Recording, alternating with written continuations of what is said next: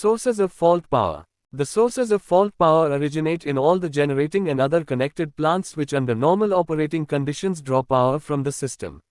Mainly there are three sources which can feed into the short circuit. They are 1. Generators. 2. Synchronous motors and synchronous condensers. 3. Induction motors. 1. Generators as a source of fault power. The generators are driven by prime movers, and when the short circuit occurs, the generators continue to run at normal speed and the excitation is also maintained. Thus the normal voltage is continued to be generated, and due to this generated voltage an enormous current is fed to the fault point, which is limited by the impedance of the generator and that of the circuit up to the fault point. 2. Synchronous motor as a source of fault power. Synchronous motors are similar to synchronous generators in construction. They have the excitation and draw AC power from the power system and convert it into mechanical power. On occurrence of a short circuit, the system voltage is considerably reduced and so supply of electrical power to the motor is stopped.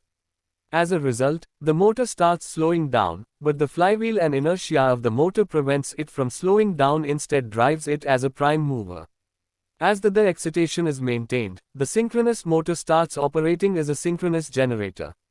Mechanical energy stored in the flywheel and the rotor is thus converted into electrical energy and fed to the fault point. 3. Induction motor is a source of fault power. Like synchronous motor, the induction motor also behaves like a generator at the time of short circuit.